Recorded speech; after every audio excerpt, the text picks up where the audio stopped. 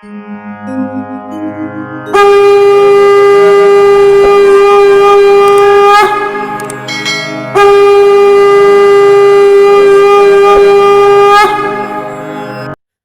जाइछि श्रावण मास, श्री श्री बड़मांकर जन्म मास।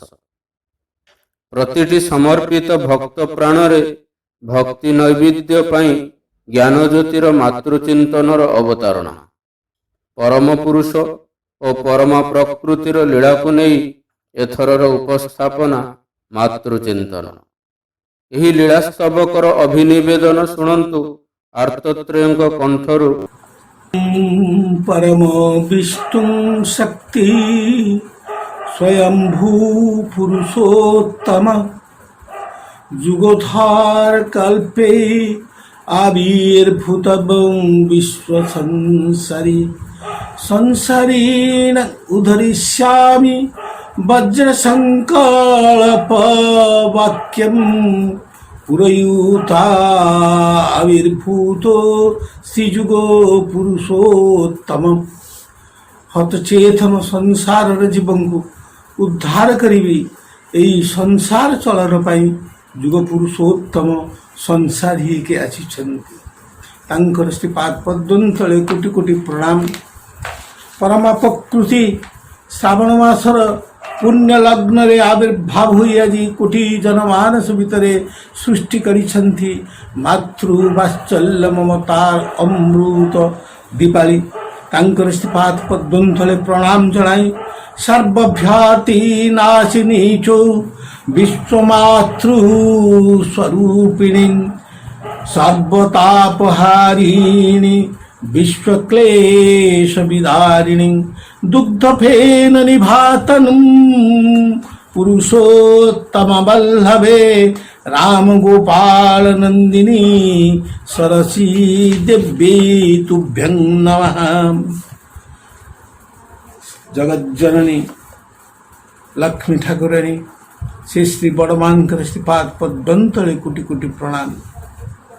इष्टांजन प्रलेपको तीर्थगुरु पावक पुरुष जुगाचार्यो ज्येष्ठात्मजं पुरुषोत्तम आत्मजं अमरा तंगनम वंदे। हे पुरुषोत्तम आत्मज आपणकर श्रीपाद पद्म तले कोटि कोटि प्रणाम। श्री श्री दादांकर शिचा पद्म प्रते कोटि कोटि प्रणाम। एक मातृचिंतन आज द्वितीय दिवस। प्रकृति आउ पुरुष संसार लोक उद्धार करने तांकर इच्छा कल्परे से पुरुष आउ प्रकृति दुई रूपरे सृष्टि हेले। परमा प्रकृति हेले संसार जीवनर समस्त दुख ताप हरणकारी शक्ति से पराशक्ति परादेवता। तांक पाखरे पुरुष समस्त शौच वीर्य तपस्या सहित माँ हृदय शुश्रूषा स्नेह प्रीति प्रेम सेवा संरक्षण प्रेरणा उत्साह एवं सर्वशेष विशेष धारा हूँ प्रयोजन मातृचिंतनर भागवती करुणा भरा वैशिष्ट्य। एइथिपाई पुरुषोत्तम जुगे जुगे जुगलीलार महती आशा संसार रे सृष्टि करबा पई मत्यावतरण करती। शंकरंकर उद्घोष है संसारीणां पुरुषाणां उद्धरिष्यामि इति मे वज्र संकल्पः। से संकल्प वाक्यर अनुपूरक शक्ति हेले परमा प्रकृति जगज्जननी श्री श्री बड़मा गोटे परिपूर्ण नारी जीवनर वैष्णवी शक्तिर अमर स्रोत धारा। जुग पुरुषोत्तम जीवन में सृजनानंदर पीयूष शुद्धा और मातृत्व अमीयतार उत्स हेले आमर श्री श्री बड़मा। भक्त जनमानस लक्ष्मी रूपे पूजिता आराधिता। से दिन प्रभु भक्त पाश्च दंग गहन रे बसी आवेगर भाव कही उठले आपणा छे ଆରେ ଜାଣିଛ ନାରୀ କିଏ? ଆଉ ନାରୀର ନାରୀତ୍ୱ କ'ଣ ଦେଇ ତମେ ଜାଣିଛ? ସାମ୍ନାରେ ବଡ଼ ମାଙ୍କର ଘର ଆଡ଼କୁ ଇଙ୍ଗିତ କରି କହିଲେ, ଏଇଠି ତୁମର ଯେଉଁ ବଡ଼ ମା ରହୁଛି ସେ ବିଶ୍ୱ ମାତୃତ୍ୱର ଜୀବନ୍ତ ମୂର୍ତ୍ତିରେ। ନାରୀ ସିଏ ଯିଏ ଧାରଣ କରେ, ବୃଦ୍ଧି କରାଏ, ବିଶ୍ୱ ବ୍ରହ୍ମାଣ୍ଡର ବିଶ୍ୱ କୁଟୁମ୍ବିନୀ ରୂପରେ। ବୈଦିକ ପରିଭାଷାରେ ଲକ୍ଷ୍ମୀ ସେଇଥିପାଇଁ କୁହାଯାଏ। ଏଇ ଜୀବନ୍ତ ନାରୀ, ତାର ଧାରଣ ଓ ବୁଦ୍ଧି କରିବାର ଶକ୍ତି ହେଉଛି ନାରୀର ନାରୀତ୍ୱ। ମାର ପ୍ରକୃତ କାମ ଖାଲି ସନ୍ତାନ ତିଆରି କରିବା ନୁହେଁ, ପୁରୁଷମାନଙ୍କୁ ଓ ସମାଜକୁ ଶିକ୍ଷିତ କରିବା ଓ ଉଚ୍ଚତର ସଭ୍ୟତାର ଦିବ୍ୟ ଚେତନାରେ ଉପନୀତ କରାଇବା ତାର କର୍ତ୍ତବ୍ୟ। ଏଇଥିପାଇଁ ପ୍ରକୃତ ନାରୀର ଜୀବନ ହେଉଛି ଗୋଟିଏ ତପସ୍ୱିନୀର ଜୀବନ। ଆଉ ଏଇ କରିବା ପାଇଁ ନାରୀ ବର୍ଷଣ କରେ ତାର ସ୍ନେହ, ସଂଯମ, ଆତ୍ମତ୍ୟାଗ, ବିନମ୍ରତା, ପବିତ୍ରତା ଓ ତପସ୍ୟାର ଦୈବୀ ଚଳନ ଶକ୍ତି। ସେ ସମାଜକୁ ଜାଗ୍ରତ କରିବାକୁ ହେଲେ ପୁସ୍ତକ ଲେଖିଲେ ଚଳିବ ନାହିଁ, ବକ୍ତୃତା ଦେଲେ ଚଳିବ ନାହିଁ। ଗୃହେ ଗୃହେ ନାରୀର ବିକଶିତ ଦୈନନ୍ଦିନ ଜୀବନରେ ପୁରୁଷ ଭିତରେ ପୂରଣ ଶକ୍ତି ଭିତରେ ଉତ୍ସାହ, ଉଦ୍ଦମତା, ପ୍ରାଣ, ପ୍ରେରଣା, ପ୍ରଦୀପ୍ତିରେ ସାଫଲ୍ୟ ମଣ୍ଡିତ କରି ତା ମଥାରେ ସେଇ ସନ୍ତୋଷ ଏବଂ କୃତଜ୍ଞତା ମୁକୁଟ ପିନ୍ଧି ଦେବାକୁ ପଡ଼ିବ। ଆଉ ସେଇ ଆଦର୍ଶକୁ ପ୍ରତ୍ୟକ୍ଷ ଭାବରେ ଦେଖାଇ ଦେବାକୁ ହେବ। ତାର ସ୍ୱର, ତାର ଦୃଷ୍ଟି, ତାର ଚଳନୀ, ତାର ସୁହାଗତର୍ପିତ ବାକ୍ୟ, ଏ ସମସ୍ତ ଅପୂର୍ବ ମାଧୁର୍ଯ୍ୟ ରାଶିର ଐନ୍ଦ୍ରଜାଲରେ ଭରା। ଆଉ ଇଏ ହେଲା ତମର ବଡ଼ ବା। ଅବାକ ବିସ୍ମୟରେ ସମସ୍ତେ ଶୁଣୁଥିଲେ ନାରୀର ବ୍ୟାଖ୍ୟା। ପ୍ରକୃତି ରାଜ୍ୟରେ ଦେଖାଯାଏ ଏହିପରି କୌଣସି ବୀଜ ନାହିଁ ଯାହା ଆଶ୍ରୟ ନ ହୋଇ ପୋଷଣ ଓ ପୁଷ୍ଟିର ଅଭାବ ସତ୍ତ୍ୱେ ପରିପୁଷ୍ଟ ହୋଇଛି। ଆଉ ଆମର ଆଶ୍ରୟ ବା ଧାରଣ, ପୁଷ୍ଟି ବା ପୋଷଣ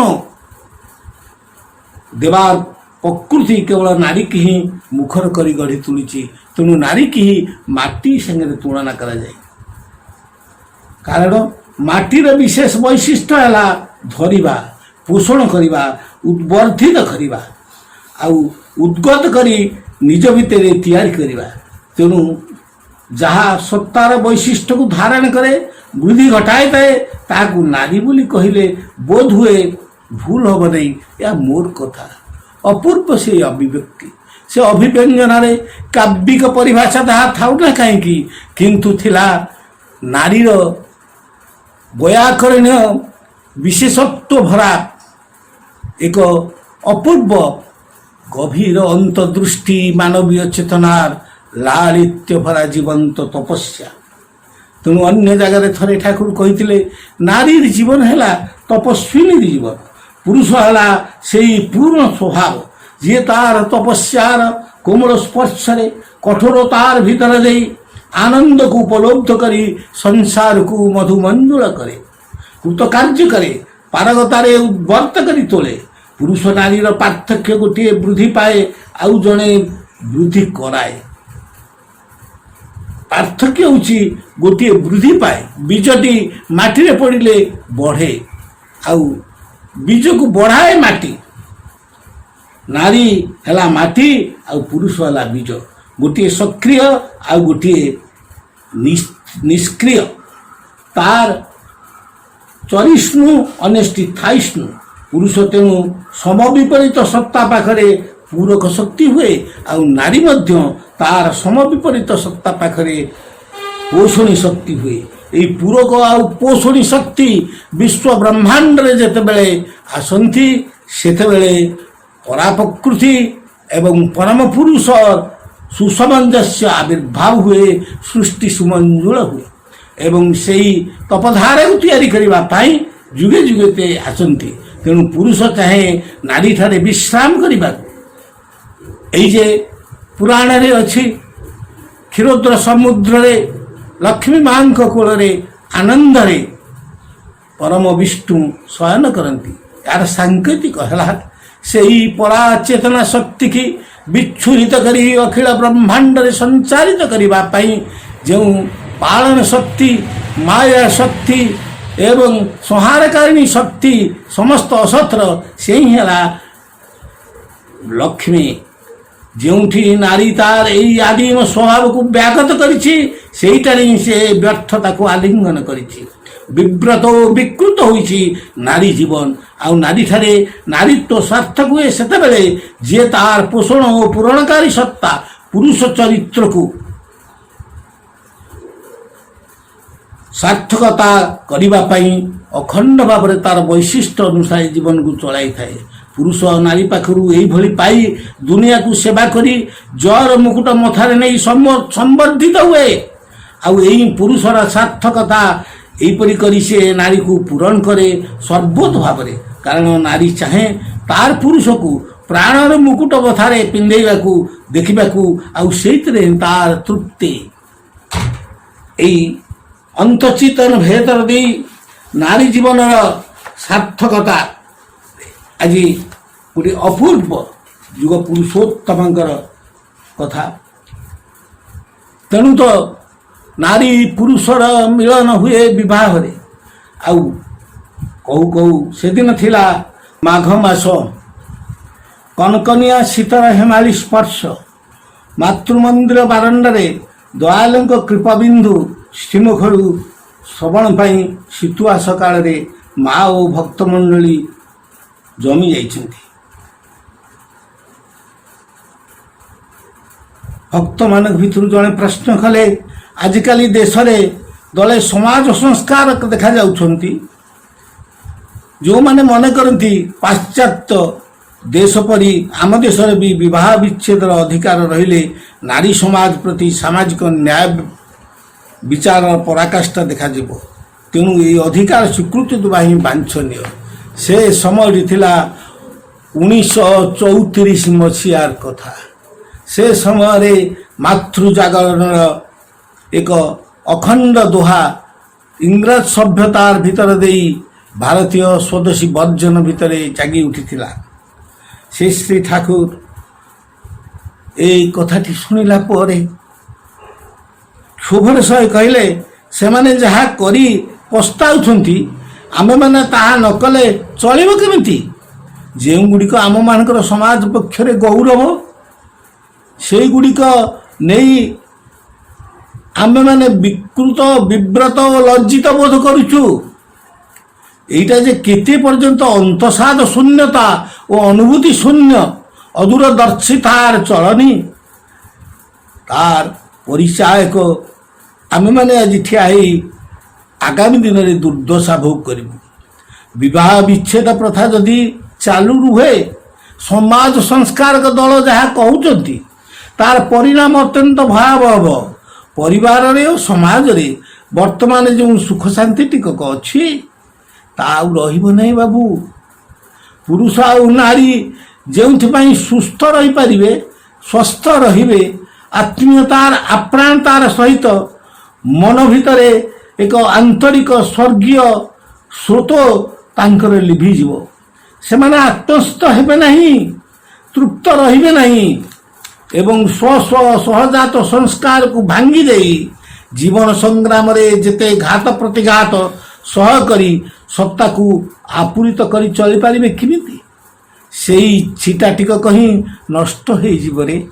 ଋଷିମାନଙ୍କର ଅନୁଭୂତି ଲବ୍ଧ ଏହି ଜୀବନୀୟ ସାଧନ ସଂଯମ ତପସ୍ୟା ଚଳନ ଆଜି ହିନ୍ଦୁର କାହିଁ? ନାରୀର ସତୀତ୍ୱ ଚିରଦିନ ପାଇଁ ବିଦାୟ ନେବ। ଅଛେଦ୍ୟ ପ୍ରୀତିବନ୍ଧନର ବଦଳରେ ସ୍ୱାମୀମାନଙ୍କର ସ୍ତ୍ରୀଙ୍କ ଭିତରେ ଆସିବ ସନ୍ଦେହ ଆଉ ଅବିଶ୍ୱାସ। କେହି ନିଜକୁ ନିରାପଦ ମନେ କରିବେ ନାହିଁ। କାମ ଓ ଲାଳସା ହିଁ ହେବ ପରସ୍ପରର ଏକମାତ୍ର ବନ୍ଧନ ସୂତ୍ର। ପରସ୍ପରକୁ ସହି ଭଇ ସନ୍ତାନ ସନ୍ତତି, ଆତ୍ମୀୟ ସ୍ୱଜନ, ପରିବାର ପରିବେଶ ସମସ୍ତଙ୍କ ପ୍ରତି ମମତାବଦ୍ଧ ହୋଇ ସାରା ଜୀବନ ମିଳିତ ସତ୍ତା ନେଇ ସଂସାର କରିବାର ପରିକଳ୍ପନା ଉଭେଇଯିବ। ଆର୍ଯ୍ୟ ହିନ୍ଦୁ ଦୃଷ୍ଟିର ନ୍ୟାୟ, ତ୍ୟାଗ, ତପସ୍ୟା, ସଂଯମ ବୋଲି ଗୋଟେ ଜିନିଷ କଳ୍ପନାର ବସ୍ତୁ ହୋଇ ଆଶ୍ରୟ ନ ପାଇ ମଣିଷ ଜୀବନରେ ଘୁରି ବୁଲିବ ଭୂତ ଭଳି। ତେଣୁ ଭଲ ପାଇବାର ଶିକୁଳି ଗଢ଼ିବାର ଖୁବ୍ କମ୍ ସୁଯୋଗ ପାଇବ ମଣିଷ। କାରଣ ପାରସ୍ପରିକ ବାସ୍ତବ ଅନୁକମ୍ପାର ଭିତର ଦେଇ ଯେଉଁ ସ୍ୱତଃସିଦ୍ଧ ପ୍ରୀତି ସହଜ ହୋଇ ଉଠେ, ତାର କିଛି ହିଁ ଅଲଗା ଭୀତି ଅଲଗା ହେଇଯିବ। ସାମାନ୍ୟ ଦୁଃଖ, ଦାରିଦ୍ର୍ୟ, ମନୋମାଳିନ୍ୟ, ସଙ୍କଟ ଓ ସଂକ୍ଷୋଭର ସମୟରେ ମନ ହେବ ବିବାହ ବନ୍ଧନ ଠାରୁ ନିଷ୍ପତ୍ତି ପାଇଯିବା ଭଲ। ଗୋଟିଏ କଥାରେ ଭଲ ପାଇବା, ଶ୍ରଦ୍ଧା ଓ ପ୍ରୀତିର ଆପ୍ରାଣ ଉନ୍ମାଦନା ଯାହା ଅନ୍ତଃକରଣକୁ ସୁସ୍ଥ କରେ, ସୁସନ୍ଦୀପନାରେ ସ୍ତ୍ରୀ ପୁରୁଷର ସତ୍ତାକୁ ଐକ୍ୟବନ୍ଧନରେ ସୁଖ ଦୁଃଖ ଭିତରେ ଜଡ଼େଇ ତୋଳେ, ତାହାର କର୍ମ ତ ଶେଷ ହେଇଯିବ। ଆଉ ଶେଷ ହେଇଯିବ ଜୀବନର ଶେଷ ଦାମ୍ପତ୍ୟ ଜୀବନର ମଧୁର ଛନ୍ଦଟି। ସେଦିନ ତା ଛଡ଼ା ଏପରି ଦିନ ବି ଆସିଯାଇପାରେ ଯେତେବେଳେ ହୁଏତ ମଣିଷ ଜାଣିବ ନାହିଁ କିଏ ତାର ମା ଅଛି, କିଏ ତାର ସ୍ତ୍ରୀ, କନ୍ୟା, ଭଗିନୀ ଇତ୍ୟାଦି ବୋଲି କେହି ଅଛି। ସ୍ନେହ ପ୍ରୀତିର ବନ୍ଧନ ବା ଆଶ୍ରୟ ବୋଲି କାହାର ବି କିଛି ରହିବ ନାହିଁ। ସେଦିନ ବାତୁଳା ପରି ହତାଶ ବୁକୁରେ ପଥେ ପଥେ ଘୁରି ବୁଲିବା ଛଡ଼ା ତାର ଆଉ କି କରଣୀୟ ରହିବ ବୁଝିପାରୁଛ ତ? ଏକ ପାଶବିକ ସ୍ୱାର୍ଥ ସଂକୀର୍ଣ୍ଣ ଶୈତାନର ନୃତ୍ୟ ଛଡ଼ା ଆଉ କ'ଣ ହେଇପାରିବ? କାରଣ ଅନ୍ତଃକରଣରେ ଗୋଟିଏ ସ୍ଥିର ଅଭିନିବେଶ ବଦ୍ଧମୂଳ ଉଠିବ, ତାର ଆପଣାର ବୋଲି କେହି ନାହିଁ।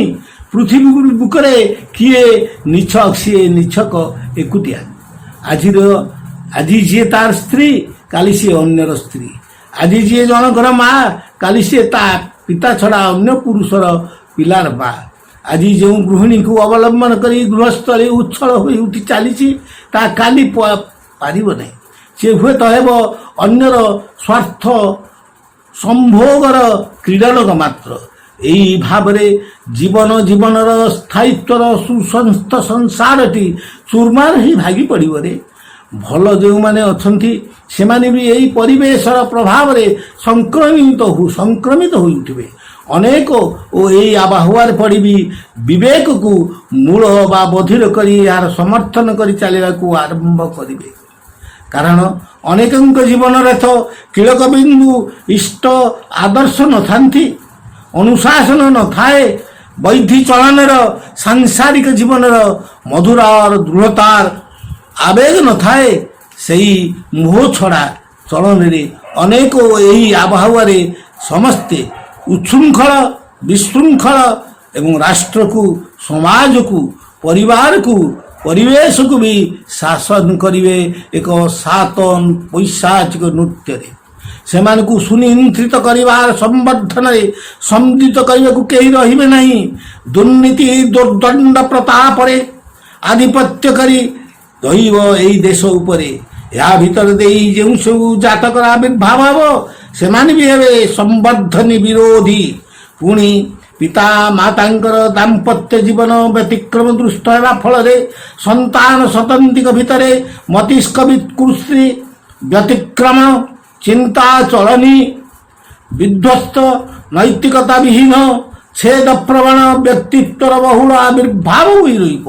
ସତ୍ତା ବିରୋଧୀ ସଂଗତି ବିରୋଧୀ ଓ କୃଷ୍ଟି ବିରୋଧୀ ଚଳନ ହିଁ ହେବ ସେମାନଙ୍କର ସ୍ୱଭାବ ଧର୍ମ। ସେମାନେ ହେବେ ନିଜେ ଭ୍ରଷ୍ଟ ହୋ ଚରିତ୍ର ହୋଇ ପରିବେଶକୁ ସର୍ବହରାର ପଥରେ ବିଭ୍ରାନ୍ତ କରି ତୋଳିବାର ଆବାହକ ସାଜିବେ। ଏଇ କ'ଣ ପୁରୁଷ ଆଉ ନାରୀର ଜୀବନ?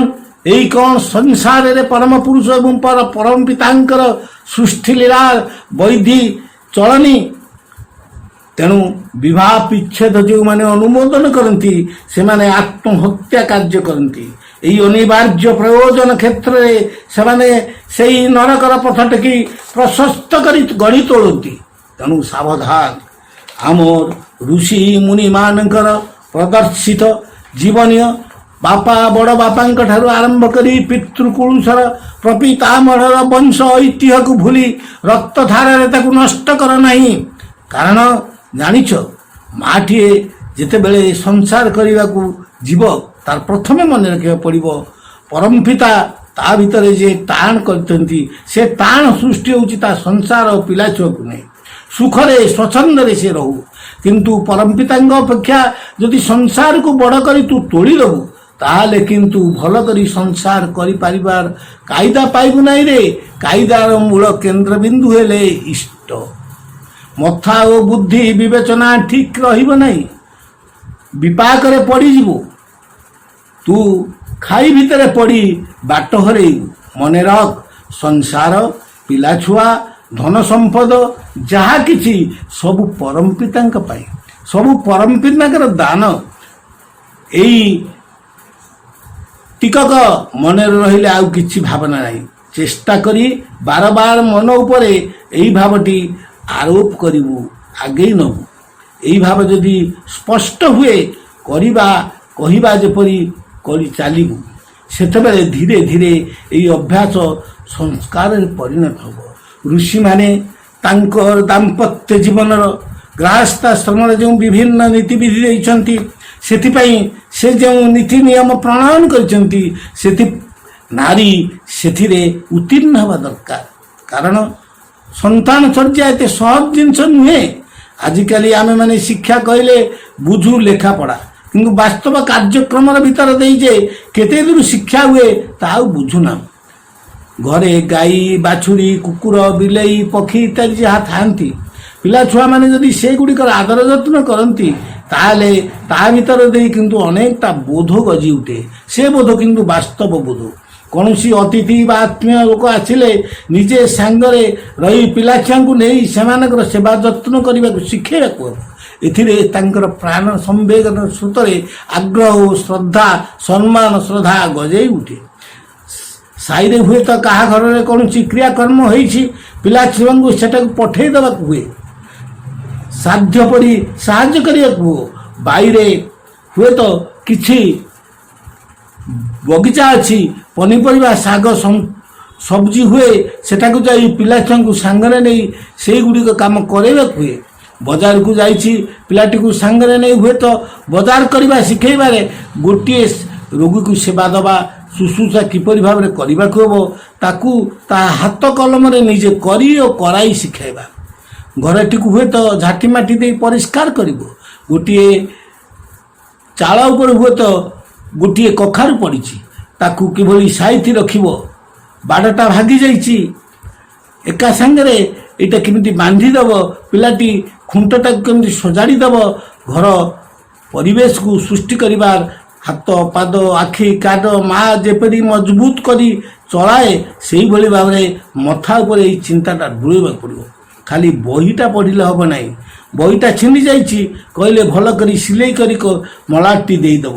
ଏଥିରେ ସେଲ୍ଫ କନଫିଡେନ୍ସ, ଆତ୍ମବିଶ୍ୱାସ ବଢ଼େ। ସହଜ ସରଳ ସାଂସାରିକ ଦୈନ୍ୟ ଚଳନର ଏଇ ଟୁକଟାକ୍ ସହଜ କଥାଟି ମଣିଷ ଭିତରେ ଅନେକ ଜ୍ଞାନ ଖୋଲିଦିଏ। Tendency two unification, tendency two ଇନକ୍ୟୁଜିଟିଭନେସ୍, ଅନିସନ୍ଧିତ୍ସୁ ସେବା ପ୍ରବଣତା ଛୋଟବେଳୁ ପିଲାଙ୍କ ଭିତର ମଥାରେ ଢୁକେଇ ଦେବ ମା। ପୋଥି ପଢ଼ାଟିକୁ ଆମେମାନେ ଯେଉଁଦିନ ଶିକ୍ଷାର ପ୍ରଧାନ ଅଙ୍ଗ ବୋଲି ପ୍ରଧାନ ଭାବିଛୁ, ସେଇଦିନଠୁ ପ୍ରକୃତ ଶିକ୍ଷାଠାରୁ ଆମେ ଦୂରେଇ ଯାଇଛୁ। ଆଗ କାଳରେ ଛାତ୍ରମାନେ ଆଚାର୍ଯ୍ୟଙ୍କ ଗୃହରେ କ'ଣ କରିବାକୁ ହୁଏ, କିପରି କାମ କରିବା ପଡ଼ିବ, ଶ୍ରଦ୍ଧାର ସହିତ ତାହା କରୁଥିଲେ। ଆଉ ଜୀବନର ନାନାବିଧ ପ୍ରୟୋଜନ ପୂରଣୀ କାମ ଗୁଡ଼ିକ ସେଥିରେ ସେ ନିଜେ କରି ଦେଖେଇ ଦେଉଥିଲେ। ଭଲ କରି କରିବା, ସେଇଥିପାଇଁ ଲେଖାପଢ଼ାରେ ଚର୍ଚ୍ଚା ହେଉଥିଲା ତ ସତ୍ୟ, କିନ୍ତୁ ବାସ୍ତବ ଭାବରେ ଗୁରୁ ଆଚାର୍ଯ୍ୟ ଶିଷ୍ୟର ଝୁଁକୁ ବୁଝି ତାର ବୈଶିଷ୍ଟ୍ୟ ପୂରଣୀ କାର୍ଯ୍ୟ ତାକୁ ଦେଉଥିଲେ। ଆରୁଣିର ଗାଈ ଚରେଇବା ନିର୍ଦ୍ଦେଶଟା ଗପ ନୁହେଁ, ଜୀବନ ଦର୍ଶନର, ତା ଅନ୍ତଃପ୍ରାଣର ପ୍ରତିଭାର ସ୍ଫୁରଣ। କେତେଜଣ ବୁଝନ୍ତି ତାକୁ? ତେଣୁ ଆରୁଣିର କଥା ଆଜି ବି ଆମ ବେଦରେ ସ୍ଥାନ ପାଇଛି। ଆଉ ଜାଣିଛ, ମା ମାନଙ୍କର ବଡ଼ କୃତିତ୍ୱ ହେଲା ଗୃହିଣୀ ପଣିଆ। ଏଇ ଗୃହିଣୀ ପଣିଆ ଯୋଗୁଁ ସେ ସମସ୍ତଙ୍କୁ ଶାସନ କରିପାରେ। ସେ ଶାସନ ଥାଏ ହୃଦୟର, ସେ ଶାସନ ଥାଏ ମନର, ସେ ଶାସନ ଥାଏ ତା ପ୍ରାଣ ପ୍ରେରଣା ସ୍ରୋତର, ସମ୍ବେଗ ଧାରାର। ଏକୁ ବୁଝିବା ପାଇଁ ମାଟିର ତାର ଜୀବନର କଥାକୁ ବୁଝିବା ଦରକାର। ଏଇ ତମର ବଡ଼ ବୋଉ ତାର ଶାସନ ଭିତରେ ଆଜି ତମେମାନେ ଯେ ଏତେ ଶାସିତ ହେଇଛ ତା କି କମ୍ ଗର୍ବର କଥା।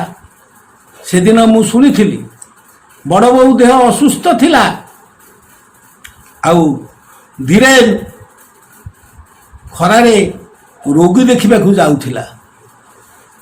କେମିତି କୋଉ ଫାଙ୍କରେ ସିଏ ଦେଖିଦେଲା କେଜାଣି, ଲୋକ ପଠେଇ ତାକୁ ଡାକି ଆଣିଲା ଏବଂ ତାକୁ ନିଧୁମ ଛୋଚିଲା। ମୁଁ ଏପଟେ ବସି ଦେଖୁଥିଲି ତା ଗୃହିଣୀ ପଣିଆ କାହାକୁ କହନ୍ତି। କହିଲା, କିରେ ଧୀରେନ, ତୁ ଡାକ୍ତରୀ କରିବାକୁ ଏଇ ଖରାରେ ଯାଉଛୁ, ମୁଣ୍ଡରେ ଛତା ନେଇନୁ? ଧୀରେନ ତ ସହଜେ ନମ୍ର ପିଲା, ସେ ତଳକୁ ମୁହଁ ପୋତି ବଡ଼ ବୋଉର ସେ ରୁଦ୍ର ଗମ୍ଭୀର କଥା ଅଥର ଲାଳିତ୍ୟ ଭାବରେ ତଳକୁ ମୁହଁ ପୋତୁଥିଲା। ତାପରେ ବଡ଼ ବୋଉ ସୁହାଗ ତର୍ପିତ ଭାବରେ କହିଲା, ଭିତରକୁ ଆ। ତାକୁ ନେଇ ଦିଟା ରସଗୋଲା ଖୁଆଇଲା। ଧୀରେନ ଆଉ କହିବ କ'ଣ, କାରଣ ବଡ଼ ବୋଉର ଡାକରେ ସେ ଯେଉଁ ଆକର୍ଷଣ ଥିଲା, ସେ ଦୈବୀ ଆକର୍ଷଣକୁ ଭୁଲିବାର ଯୋଉ ଧୀରେନ କେମିତି କରନ୍ତା। ମୁଁ ଏଇ ଗୃହିଣୀ ପଣିଆର କଥା ଦେଖି ମୁଗ୍ଧ ଭାବରେ ପାର୍ଲରରେ ବସି ଶୁଣୁଥାଏ, ଅଦୂରରେ ସିଏ ଥାଏ ତ। ତାପରେ ଧୀରେନ ଯେତେବେଳେ ମୋ ପାଖକୁ ଆସିଲା, ମୁଁ ପଚାରିଲି, ଧୀରେନ ତୁ କୁଆଡ଼େ ଯାଇଥିଲୁ? ଧୀରେନ କହିଲା, ସବୁ କଥା କହିଦେଇଗଲା। ମୁଁ ଶୁଣି ତୃପ୍ତିରେ ମୋ ବୁକୁ ଫାଟି ଉଠିଲା। ନିଜକୁ ଧନ୍ୟ ମନେ କରୁଥିଲି। ସଂସାରରେ ପ୍ରତିଟି ଗୃହିଣୀ ଯେଭଳି ଏଇଭଳି ସ୍ନେହ ବାତ୍ସଳ ହୁଅନ୍ତେ, ଆଉ କିଛି ରୁହନ୍ତା ନାହିଁ। ଧୀରେନ ସେଦିନ କହୁଥିଲା, କହିଲା, ବଡ଼ ମା ଯୋଉ ରାଜଭୋଗ ମୋତେ ଦିଟା ଖୁଆଇଲେ ମୋ ପେଟ ପୁରି ଯାଇଥିଲା, କିନ୍ତୁ ତାଙ୍କ କଥାକୁ ଭାଙ୍ଗିବାରେ ମୋର ଜୁ ନାହିଁ। ଏଇ ଥିଲା ଅମଳିର ସ୍ନେହ ବାତ୍ସଲ୍ୟତାର ଗୋଟେ ନିଦର୍ଶନ। କହୁ କହୁ ଠାକୁର ଆବେଗ ଭାବରେ କହିଲେ, ଆଉ ଦିନେ ମୁଁ ସବୁ ଜାଣି ମଧ୍ୟ ନୀରବ ରହେ, କାରଣ ବଡ଼ ବୋଉର ସବୁବେଳେ ନଜର ଥାଏ ମୋର ସୁସ୍ଥି ଏବଂ ସୁସ୍ଥତା ଉପରେ। ସେଦିନ ତାର କଲର ବୋର୍ଡ ଭାଙ୍ଗି ଯାଇଛି। ଧୀରେନ ତରବର ହେଇ ତା ପାଖକୁ ଯାଇଛି, ଆଉ ଯେତେବେଳେ ସେ ଫେରିଛି ସେତେବେଳେ ବଡ଼ ବୋଉ ତାକୁ ପଛରୁ ଡାକି କହୁଛି, ଶୁଣ, ତୁ ମୋ ପାଖରୁ ଆସିଲୁ, କିନ୍ତୁ ଫେରିଲା ବେଳେ ଠାକୁର ଯଦି ପଚାରିବେ ବଡ଼ ମା ପାଖକୁ କାହିଁକି ଯାଇଥିଲୁ, କହିବୁ ପ୍ରଣାମ କରିବାକୁ ଯାଇଛି। ମୋ କଲର ବୋର୍ଡ ଭାଙ୍ଗି ଯାଇଛି ବୋଲି କହିବୁ ନାହିଁ, କାରଣ ଏକଥା ଜାଣିଲେ ତାଙ୍କୁ ବଡ଼ କଷ୍ଟ ହେବ। ଛଳ ଛଳ ଆଖିରେ ଠାକୁର କହିଲେ, ଏଇ ବଡ଼ ମାର ଜୀବନ ନିଜେ କଷ୍ଟ ସହି ଯେଭଳି ଅଗ୍ନି ଭୂକମ୍ପ ଭିତରେ ଅଗ୍ନିପିଣ୍ଡୁଳାକୁ ଜବି ରଖି ପୃଥିବୀକି ଶସ୍ୟ ଶ୍ୟାମଳା କରେ, ତୋ ବଡ଼ ବୋଉ ଠିକ୍ ସେଇଭଳି ତା ଗର୍ଭରେ ସବୁ କିଛି ଧରି ରଖେ। ଗୃହିଣୀ ପଣିଆ ହେବାକୁ ହେଲେ ଏତଟା ହେବାକୁ ହୁଏ। କହୁ କହୁ ଶ୍ରୀ ଶ୍ରୀ ଠାକୁର ଆବେଗ ଭର ଭାବରେ କହିଲେ, ଦେଖ, ତୁମେ ଯଦି ମଣିଷ ହେବାକୁ ସର୍ବଦା ଉନ୍ମୁଖ ଅଭ୍ୟସ୍ତ ଥାଅ, ତାଙ୍କର କରିବା, କହିବା, ଭାବିବାକୁ ଯଦି ଆପଣାର କରି ନେଇ ତୋଳିପାର ଏଇ ବଡ଼ ବୋଉ ଭଳିଆ ଏବଂ ତାଙ୍କର ଆପଣାର ହୋଇ ଉଠିପାର, ତାହେଲେ ଲଜ୍ଜାର କୌଣସି କାରଣ ନାହିଁ। ଲଜ୍ଜାର ପଛରେ ଅଛି ଅଭିମାନ, ଅହଙ୍କାର। ଭିକ୍ଷାରେ ମଣିଷର ଅଭିମାନ ଅହଙ୍କାର ମିଳେଇ ବାହାରିଯାଏ। ସେହି ଦିଗରୁ ଦେଖିଲେ ମଣିଷ ଭିକ୍ଷା କରିବା ଭଲ। ଭିକ୍ଷା ମାନେ ସେବାନୁରାଗ ଭିତର ଦେଇ ଅନୁଶୀଳନ କରିବା। ଗୃହିଣୀ ପଣିଆର କୃତିତ୍ୱ ହେଲା ସଂସାରକୁ ସୁନ୍ଦର କରିବା ପାଇଁ ଯେଉଁଠି ଯେତିକି ଦରକାର ସ୍ୱଳ୍ପତା ଭିତରେ ତାର ଅନୁଶୀଳନ ଭିତରେ ପ୍ରାପ୍ତିକୁ ଉପଭୋଗ କରି ତାକୁ ସୌନ୍ଦର୍ଯ୍ୟମୁଗ୍ଧ କରିବା। এই ଅନୁକମ୍ପା ଅନୁବେଦନାର ଭିତରେ ମଣିଷର ଅହଙ୍କାର ତ ଲୁଚି ଯାଏ, ତାର ପ୍ରାପ୍ତିଲୋଭ ବି ହେବ ନାହିଁ। ନିଜର ପ୍ରୟୋଜନରେ ମଣିଷ ପାଖରୁ ଯେତେ କମ୍ ନିଆଯାଏ ସେତେ ହିଁ ଭଲ, କିନ୍ତୁ ତାହା ବୋଲି ପ୍ରୀତିର ଅବଦାନ ଅଗ୍ରାହ୍ୟ କରିବା ଭଲ ନୁହେଁ। এইটা ବି ଗୋଟିଏ ଏଗୋଇଷ୍ଟିକ୍ ୱିକନେସ୍। ଅହଂକୃତ ଦୁର୍ବଳତା ଆଉ ପ୍ରୟୋଜନ ବହୁଳତା ବି ବଢ଼ାଇବା ଉଚିତ ନୁହେଁ। ଏଥିରେ ମଣିଷର ଅଯଥା ଭାରାକ୍ରାନ୍ତ ତ ହୁଏ। ଲକ୍ଷ୍ୟ ରଖିବାକୁ ହେବ କେତେ କମର ଭିତରେ ଦେଇ କେତେ ସୁଷ୍ଠୁ ଭାବରେ ସଂସାର ଯାତ୍ରା ନିର୍ବାହ କରାଯାଏ। ଗୃହିଣୀ ପଣିଆର କୃତିତ୍ୱ ଏଇଠାରେ, ଯେଉଁଠି ମାଆମାନେ ସଂସାର ପରିଚାଳନାରେ ଚୋଷ୍ଟ ପୋଖତ ଠିକ୍ ବଡ଼ ବୋଉ ଭଳି। କେତେ ଛୋଟ ଘରେ ସିଏ ରହେ, ସବୁ ଜିନିଷ କିନ୍ତୁ ସୁଶୃଙ୍ଖଳିତ ଭାବେ ରଖିଥାଏ। ସମସ୍ତେ ଶୁଣୁଥିଲେ ପରମ ପୁରୁଷ ଆଉ ପରମା ପ୍ରକୃତିର ସାଂସାରିକ ଜୀବନର କଥା। ମନେ ପଡ଼ୁଥିଲା ଶାସ୍ତ୍ରର ସେଇ କଥା, ସଂସାରୀଣ ପୁରୁଷାଣ ଉଧରିଷ୍ୟାମି। ସେଦିନ ମୋର ଦେହ ଅସୁସ୍ଥ ହେଇ ଲାଗିଛି। କଲିକତାରୁ ବଡ଼ ଡାକ୍ତର ଆସିଛନ୍ତି, କଲ୍ୟାଣ ଚକ୍ରବର୍ତ୍ତୀ। ତା ସାଙ୍ଗରେ ଧୀରେନ ଯାଇଥିଲା। ଠାକୁରଙ୍କୁ ଦେଖି ଧୀରେନ୍ଦା ପ୍ରଣାମ କଲେ। ଠାକୁରଙ୍କର ପ୍ରେସ୍କ୍ରିପସନ୍ ଦେଇ ସାରିଲା ପରେ ଠାକୁର ହସି କହିଲେ, ଆପଣ ଏତେ ବଡ଼ ଡାକ୍ତର କଲିକତାରୁ ଆସିଛନ୍ତି, ବଡ଼ ବୋଉ ଦେହଟା ଟିକେ ଭଲ ରହୁନି, ଟିକେ ତାର ଦେଖିଦେଲେ। ଆଗ୍ରହ ଉତ୍ସାହରେ ଏଭଳି ଜଣେ ଖ୍ୟାତନାମା ଡାକ୍ତର କଲ୍ୟାଣ ଦା ଗଲେ, ବଡ଼ ମାଆଙ୍କୁ ପ୍ରଣାମ କଲେ। ବଡ଼ ମା ତାଙ୍କୁ ଶ୍ରଦ୍ଧାର ସହିତ ଆପ୍ୟାୟନ କରି ମାତୃ ସୁଲଭ ସ୍ୱରରେ ଯେତେବେଳେ କଲ୍ୟାଣ ଦା ପଚାରିଲେ, ଠାକୁର ଆପଣଙ୍କ ପାଖକୁ ଆପଣଙ୍କ ଦେହ ଦେଖେଇବା ପାଇଁ ପଠାଇଛନ୍ତି। ବଡ଼ ମା ଗର୍ଜି ଉଠି କହିଲେ, ତମେ ସବୁ ପଚା ଡାକ୍ତର, ଏତେ ବଡ଼ ଡାକ୍ତର ହେଇଛ, ଠାକୁରଙ୍କୁ ସୁସ୍ଥ କରିପାରୁନାହ। କଲ୍ୟାଣ ଦା କହିଲେ, ଏ କଥା ବୋଧେ ଶୁଣି ସେ ମନ ଦୁଃଖ କରିବେ ବୋଲି ଧୀରେନ ଆବାକ ବାବସରେ ଚାହିଁଲା, କିନ୍ତୁ କଲ୍ୟାଣ ଦା ଆଣ୍ଠୁ ମାଡ଼ି କହିଲେ, ମା ଠାକୁର ଇଚ୍ଛାମୟ, ସେ ଇଚ୍ଛା କଲେ ତାଙ୍କ ଦେହ ଭଲ କରିବେ, ଆଉ ଆମେ ସୁସ୍ଥ କରିଦେଇଛୁ ତାଙ୍କୁ। ବଡ଼ ମା ଆବେଗରେ କହିଲେ, ମୋତେ ଏତେ ତତ୍ତ୍ୱ କଥା ଶୁଣା ନାହିଁ, ତମେ ଆଗ ଠାକୁରଙ୍କୁ ଭଲ କଲେ ମୁଁ ଆପଣା ଛାଏଁ ଭଲ ହେଇଯିବି।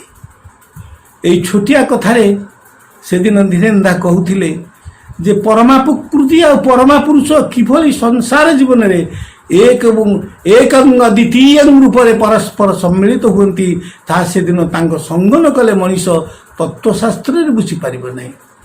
ଏଇ ଥିଲା ମାତୃଚିନ୍ତନର ଗୋଟେ ଅପୂର୍ବ କଥା। ତେଣୁ ସନ୍ତାନମାନଙ୍କୁ ଭଲ କରିବା, ଝିଅମାନଙ୍କୁ କିପରି ଶିକ୍ଷା ଦିଆଯିବ, ସେ ବିଷୟରେ ଠାକୁର କହିଲେ, ଦେଖ ପିଲାବେଳରୁ ହିଁ ପିଲା ଛୁଆଙ୍କୁ ଠିକ୍ ରୂପେ ଶିକ୍ଷା ଦେବାକୁ ହୁଏ। ବାପ ଦେଖିବ ଯେପରି ଛୁଆ ମାଆକୁ ସେବା ଦିଏ, ମା ଦେଖିବ ଛୁଆ ଯେପରି ବାପାକୁ ସେବା ଦିଏ। ହୁଏତ ପିଲା ମାଆକୁ ଗୋଟିଏ ଟମାଟୋ ଆଣିଦେଲା, ସେଇଠିକୁ ଯେତେବେଳେ ମା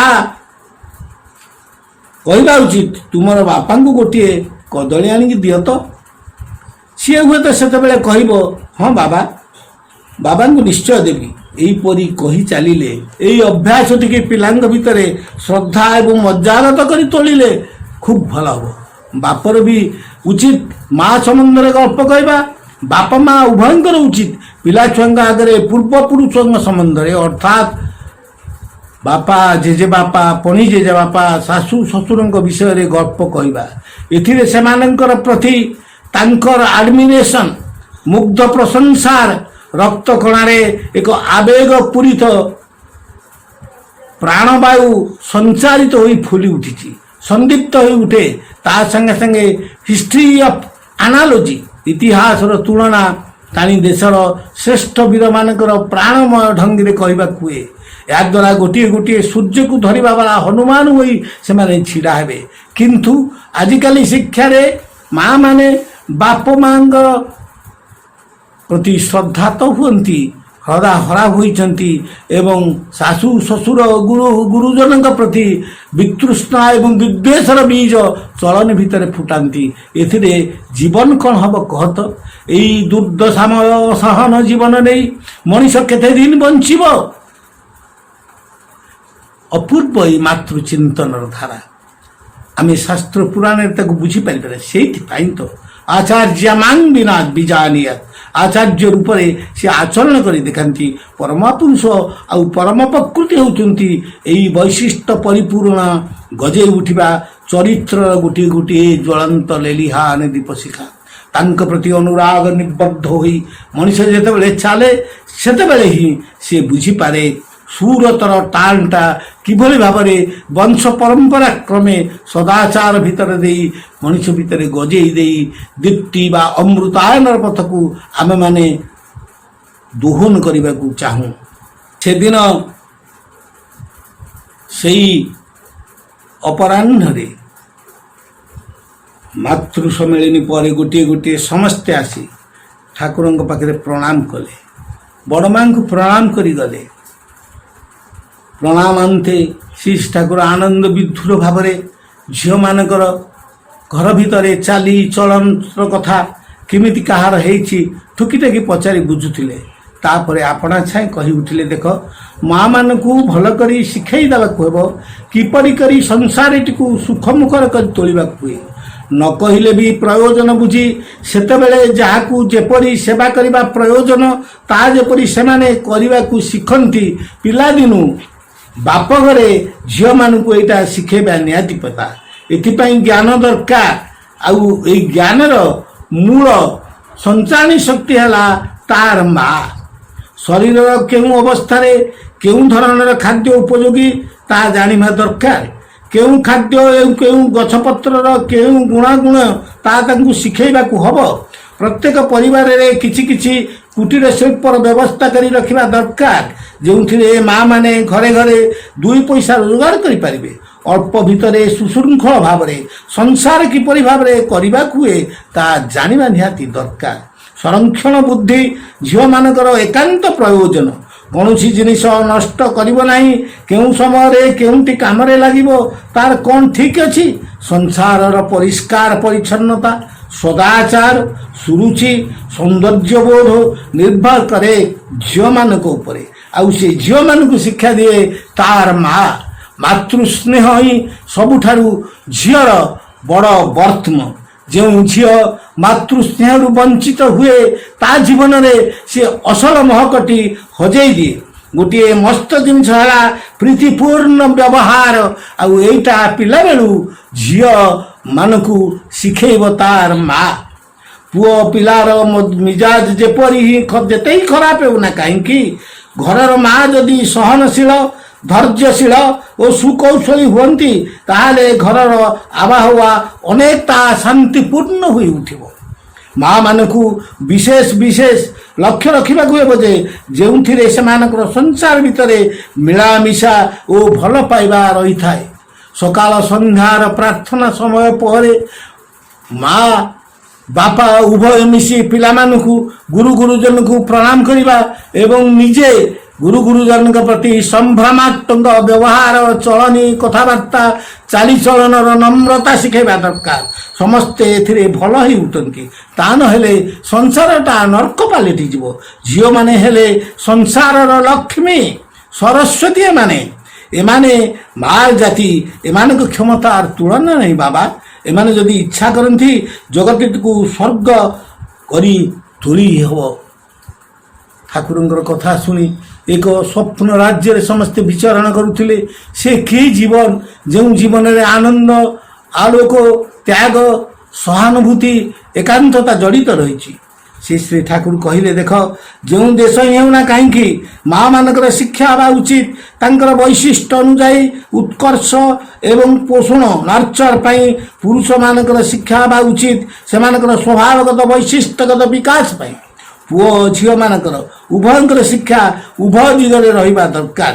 ପୁରୁଷମାନେ ବି ଝିଅ ସାଜିବା ଭଲ ନୁହେଁ, ଆଉ ଝିଅମାନେ ବି ପୁଅ ସାଜିବା ଭଲ ନୁହେଁ। ପୁଅ ଝିଅଙ୍କର ଶିକ୍ଷା ସ୍ୱତନ୍ତ୍ର ଧରଣ ହେବା ଦରକାର। ହଜାର ଚେଷ୍ଟା କର, ପୁରୁଷର ପେଟରେ କୌଣସି ଦିନ ଛୁଆ ପିଲା ଜନ୍ମିବେ ନାହିଁ। ପୁରୁଷ କୌଣସି ଦିନ ମା ହେବ ନାହିଁ। ଝିଅମାନେ ହିଁ ମାର ଜାତି। ସେମାନେ ଯେପରି ଭଲ ଗୃହିଣୀ ହୁଅନ୍ତି, ପୁରୁଷ କୌଣସି ଦିନ ସେଇ କାମ କରିପାରିବନି। ଭଲ ମା ହେବା ସେଇ ଭାବରେ ତାଙ୍କର ଶିକ୍ଷା ଦେବା ଦରକାର। ଏହି ଭିତ୍ତିଭୂମି ଉପରେ ଛିଡ଼ା ହୋଇ ବିଦୁଷୀ ଓ କାର୍ଯ୍ୟକର୍ମ କ୍ଷମ ହେବାକୁ ପଡ଼ିବ। ଏଥିପାଇଁ ଘରର ସଂସ୍କାରଟାକୁ ସୁନ୍ଦର କରି ନିଜେ ଆଚରଣ କରି ମା ଗୋଟିଏ ତପସ୍ୱିନୀରେ ଜୀବନ ଯାପନ କରିବାକୁ ପଡ଼ିବ। ଆଜିକାଲି ଦେଖାଯାଏ ଝିଅମାନେ ଟିକେ ଶିକ୍ଷିତ ହେଲେ ଆମର ଅନ୍ଧାନୁକରଣର ସଭ୍ୟତାକୁ ଧରି ଆମର ପୁରାତନ ସଂସ୍କୃତିର ଋଷି ସଭ୍ୟତାକୁ ଫୋପାଡ଼ି ଦେଇଛନ୍ତି। ଏଇଟା କିନ୍ତୁ ଗୋଟେ ସର୍ବନାଶିଆ ଚଳନି। ବୈଶିଷ୍ଟ୍ୟକୁ ବାର ବାର ବାଦ କରିଦେଲେ, ବରବାଦ କଲେ ଭଲ ହେବ ନାହିଁ। ଘର ସମ୍ଭାଳିବେ ତ ମା ମାନେ ନା। ଘର ଯଦି ଠିକ୍ ଥାଏ ମଣିଷ ବାହାରେ କୁଦି ବୁଲି କେତେ ଆନନ୍ଦରେ ତାର ସଂସାରର ସଂଗ୍ରହ ଜିନିଷ ବଢ଼େଇ ପାରେ। ଘରେ ଯଦି ଶାନ୍ତି ନଥାଏ, ସ୍ୱାନ୍ତନା ନଥାଏ, ସେବା ଯତ୍ନ ନଥାଏ, ମଣିଷ ଗୁଡ଼ିକ ତ ଶୁଖିଯିବେ ରେ। ବାହାରେ କେଉଁ ଜୋରରେ ଲଢ଼ିବେ, ମା ହିଁ ସନ୍ତାନକୁ ମାପି ଦିଏ। ଅର୍ଥାତ୍ ତାର ନିଷ୍ଠା, ଭକ୍ତି, ଶ୍ରଦ୍ଧା ଓ ଚରିତ୍ର ଅନୁଯାୟୀ ସନ୍ତାନମାନେ ସଦ୍ଗୁଣର ଅଧିକାରୀ ହୁଅନ୍ତି। ଅବଶ୍ୟ ବିବାହ ଯଦି ବିହିତ ରକମର ହୋଇଥାଏ। ଆଉ ଏଇ ସନ୍ତାନ କହିଲେ କିନ୍ତୁ ପୁରୁଷ ଓ ସ୍ତ୍ରୀ ଦୁହଁଙ୍କୁ ମିଶିକି ମୁଁ କହେ। ପ୍ରକୃତ ପକ୍ଷରେ ଫଣ୍ଡାମେଣ୍ଟାଲ ମୌଳିକ ମୂଳରୁ ସବୁ ହିଁ ମା କରିଦେଇଥାଏ। ତେଣୁ ମା କେତେ ସଜାଗ ଭାବରେ ରହିବ। ମା ଯଦି ଅହଙ୍କାରୀ ହୁଏ, ଗର୍ବେଶା ହୁଏ, ଅଜ୍ଞାନୀ ହୁଏ ଏବଂ ପରଶ୍ରୀ କାତରତା ହୁଏ, ସଂକୀର୍ଣ୍ଣ ସ୍ୱାର୍ଥପରାୟଣ ହୁଏ, ସେ ମା ତ ଡାହାଣୀ। ପ୍ରକୃତ ପକ୍ଷରେ ତାହାର ହିଁ ଉତ୍କର୍ଷ ସେ ସାଧନ କରିବ କେମିତି? ମା ମାନେ ମଣିଷ ସୃଷ୍ଟି କରିବାର ପରମ ଦାୟିତ୍ୱ ଯେପରି ସୁଷ୍ଠୁ ଭାବରେ ପାଳନ କରିପାରନ୍ତି, ସେହି ଭାବରେ ତାଙ୍କୁ ଶିକ୍ଷିତ ଓ ଯୋଗ୍ୟ କରି ତୋଳିବା ଦରକାର। ମାର ଏହି ଚିନ୍ତା ଚେତନାଟି ହେଉଛି ମାତୃଚିନ୍ତନର ମୂଳ ଅଭିଲକ୍ଷ୍ୟ। ଆସନ୍ତୁ, ମା ମାନଙ୍କର ସେବା କିନ୍ତୁ ସଂସାରର ସମସ୍ତଙ୍କୁ ମଜେଇ ତୋଳେ। ଏହି ମା ମାନେ ଯେଉଁଠି ସହ୍ୟ, ଧୈର୍ଯ୍ୟ, ଅଧ୍ୟବସାୟ, ପ୍ରୀତି ପ୍ରଚ୍ଛନ୍ନ, ଉଚ୍ଛଳ ସେବା ପ୍ରାଣ, ଆବେଗ ଭରା ଆତ୍ମୀୟତାରେ ସଂସାରକୁ ବାନ୍ଧି ଦିଅନ୍ତି। ଯା ନଣନ୍ଦ, ଶାଶୁ, ଶ୍ୱଶୁର, ଚାକର ବାକର, ସ୍ୱାମୀ, ପରିବାର ପରିଜନ, ଆତ୍ମୀୟ ସ୍ୱଜନକୁ ସମସ୍ତଙ୍କୁ ନେଇ ସେଠି ସେ ଘର ଗୋଟିଏ ଅମୃତ ହୁଏ, ବୈକୁଣ୍ଠରେ ପରିଣତ ହୁଏ। କହୁ କହୁ ପରମ ପ୍ରେମମୟଙ୍କର ଶ୍ରୀମୁଖର ଉଜ୍ଜଳ ଭାବ ଧରି ଉଠିଲା। ତେଣୁ ଏଇଠି ସେ ମା ମାନଙ୍କୁ ଅପରାଜିତା ବୋଲି କୁହାଯାଇଛି। ଅପରାଜିତା ସୂତ୍ରରେ ତେଣୁ କୁହାଯାଇଛି, ଯା ଦେବୀ ସର୍ବଭୂତେଷୁ ବୁଦ୍ଧି ରୂପେଣ ସଂସ୍ଥିତା ନମତସ୍ୟୈ ନମତସ୍ୟୈ ନମତସ୍ୟୈ ନମ ନମ। ଆସନ୍ତୁ, ମାତୃଚିନ୍ତନର ଏହି ପରମ ପୁରୁଷଙ୍କ ଶ୍ରୀମୁଖରୁ ଉଦ୍ଘୋଷକୁ ନିଜ ଜୀବନରେ ଆଚରଣ କରିବାର ସଂକଳ୍ପ ନେଇ ତାଙ୍କର ଦିଆ ଦୈବୀ ତପସ୍ୟାକୁ ବୁକୁ ଭିତରେ ଧରିବାର ଶକ୍ତି ତାଙ୍କରି ପାଖରେ ଭିକ୍ଷା ମାଗିଲେ ଆମମାନଙ୍କର ଏହି ମାତୃଚିନ୍ତନର, ମାତୃ ଆରାଧନାର ଉତ୍ସବ ମହୋତ୍ସବର ଅନ୍ତ ପ୍ରାଣରେ ସୌରଭ ଜାଗି ଉଠିବ। ବନ୍ଦେ ପୁରୁଷୋତ୍ତମ।